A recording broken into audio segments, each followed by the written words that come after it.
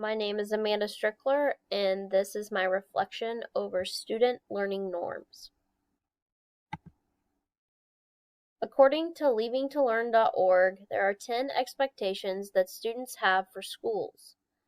Those 10 expectations include relationships, relevance, time, timing, play, practice, choice, authenticity, challenge, and application. Relationships. Students want to know if you actually know them. Do you care about them, or are they just another face among the many students you see during the school? As a teacher or future building leader, it's important to establish some sort of relationship with each child. The simplest being getting to know their name, knowing who they are. Greeting students as they walk through the door is a great way to be able to make that first connection to the start of their day. Asking students about how their game went last night, or going to their game, going to the forensics meet, or caring to ask them about how their FFA competition went.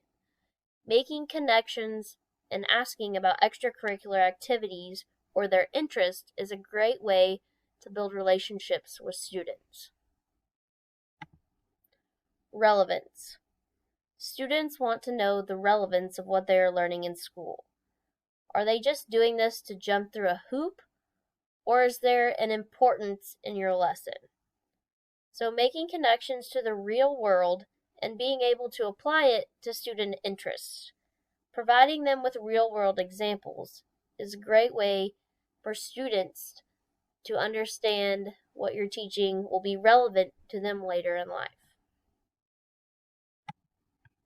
Time.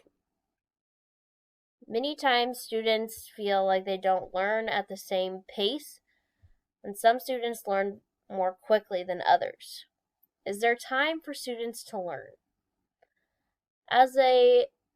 Students want to feel like they can also experiment to learn and don't feel like they have to grasp a certain concept in a short amount of time.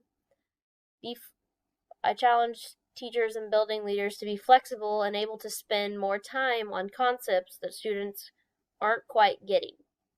For me personally, as an elective, or any elective, we are not pressed by time to make sure that we have everything covered before a standardized test. So we have more time and the ability to fluctuate that to truly make sure students understand concepts. Timing. Lots of times there is a process. You have to learn step 1, step 2, before you can learn step 3. Some students have a hard time learning in steps. So they want to know, do they have to learn in the same order, or can they learn it in a different order that applies to their interest? Many times I see this by flipping it around and asking them the concepts they do get and backtracking on maybe which step that they missed to try to connect the dots. Play. Students want to be engaged and they do not want to think learning is boring. So, play is very important in the educational system. Students should be allowed to experiment and not be afraid to fail. Encouraging failure is sometimes where the greatest learning happens. So give them that opportunity to play around, and maybe their physics cardboard box doesn't go well the first time, but the second time their cardboard boxcar rolls perfectly.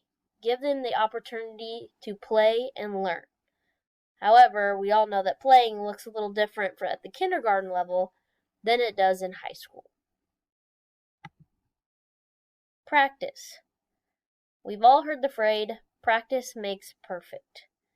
Students need to be able to be given the opportunity to practice what they learn. Lots of times in the educational system, once they learn it, we just move on to the next subject. Allow students to practice and feel the mastery of learning something in their class.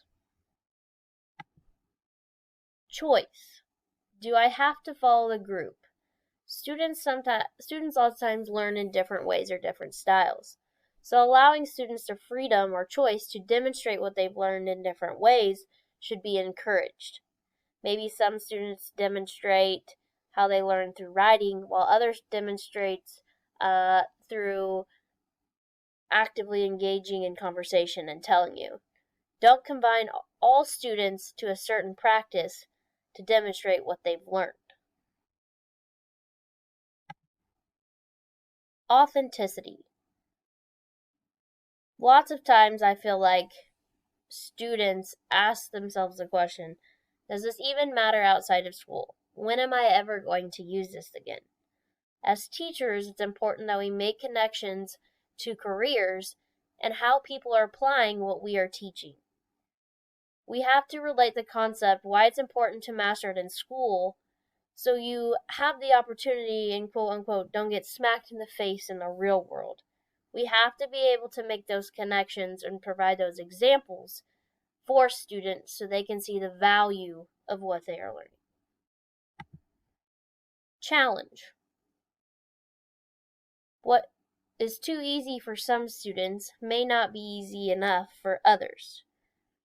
I encourage teachers to pair students up that will challenge each other. Those students that are more advanced than others, provide them with their own specific challenge and watch them strive to meet that challenge. Many times, challenging students help students reach their potential they didn't even know they had. And lastly, application. Do I get the chance to apply this knowledge? I would encourage teachers to do more hands-on learning, take the risks. This is personally why I love teaching ag, because we can apply many things that we learn in the classroom at home or in a real world. And nothing says it best than our very own FFA motto, learning to do and doing to learn. It's very important that students get the opportunity to apply what they have learned. Thank you.